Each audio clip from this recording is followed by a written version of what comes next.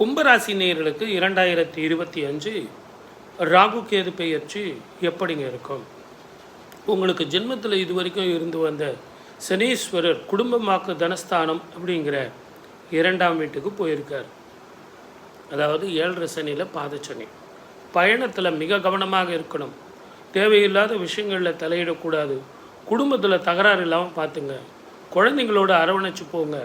வெளிநாடோ வெளி மாநிலமோ ஒரு வாய்ப்பு கிடைச்சா கிளம்பிடுங்க. அதே மாதிரி உள்ளூர்லேயே உங்களுக்கு பெங்களூரோ மைசூரோ சில வாய்ப்புகள் வந்தால் கிளம்பி போங்க. சம்பளம் கம்மியாக இருந்தால் கூட பரவாயில்ல. சில நேரங்களில் சில பிரிவுகள் கூட வீட்டில் நிம்மதியை தரும், சந்தோஷத்தை தரும். இந்த ஜென்மத்தில் இருக்கக்கூடிய ராகு உடல் ஆரோக்கியத்தை பாதிக்கும். தேவையில்லாத சிந்தனைகளை கொடுத்து இரவில் தூக்கம் இல்லாமல் போயிடும். மனோகிலியும் மனோபயமும் உங்களுக்கு வந்து சேரும். அடுத்தவங்களுடைய விஷயத்தில் தலையிடாதீங்க.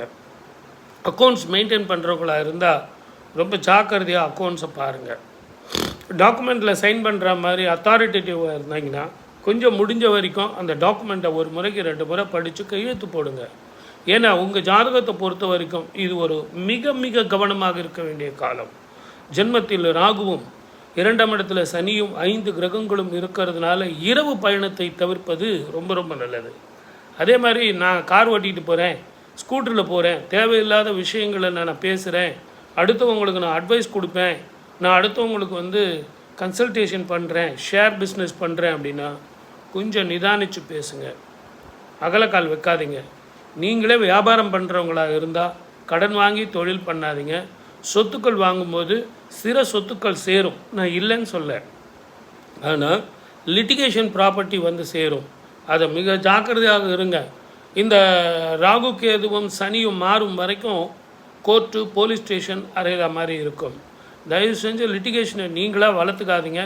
ப்ராப்பர்ட்டி வாங்குறதுக்கு முன்னாடி எல்லா ப்ராப்பர்ட்டியும் அப்படி தான் சார் இருக்குது, எது ஃபேக் டாக்குமெண்ட்டு எது டபுள் டாக்குமெண்ட்டுன்னு யாருக்கு என்ன தெரியும்?